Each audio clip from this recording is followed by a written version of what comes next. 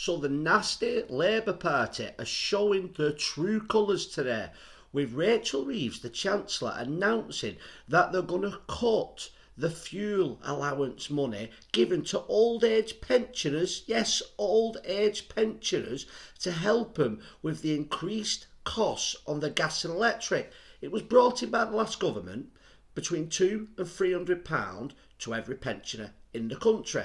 Now the Labour Party are claiming, as you'll see on this clip, that all of a sudden there is a £22 billion black hole and they must make these tough decisions. Please take a look. Pensioners could lose out. Take a look. I am making the difficult decision that those not in receipt of pension credit or certain other means-tested benefits will no longer receive the winter fuel payment from this year onwards.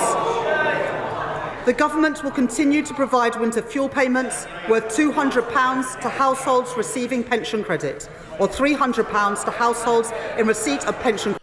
So Keir Starmer promised he would not tax the working class. Now technically I agree this isn't a tax, but many people speculated at the time, the way he kept using the word working, was he gonna tax or take money off old age pensioners? Because everybody could see that there was this black hole. The Labour Party was well aware of the black hole, so we knew they had to tax money from somewhere.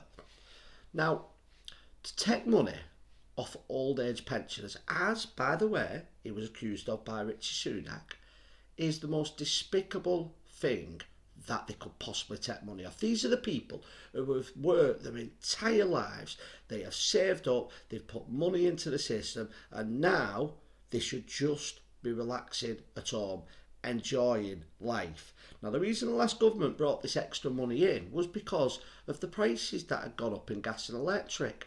Knowing there's one thing that the last government actually did right, it could see that these people didn't have the option, like somebody like me who can go out and do more work to earn more money. They don't have that option. And although every old age pensioner got this money, the majority who got it was not rich. The majority who will suffer now are just above that threshold.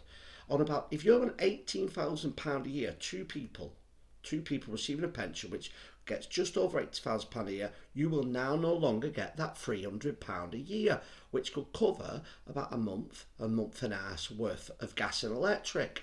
If you're a single pensioner on over £12,000, you will not get that money. Now the Labour Party are claiming that those who really need it are getting it. So what are they saying? That someone on £13,000 a year is classed as well off, doesn't need it. Two people on £19,000 a year don't need that help. Two people cannot live on £19,000 a year in this current climate that we live in.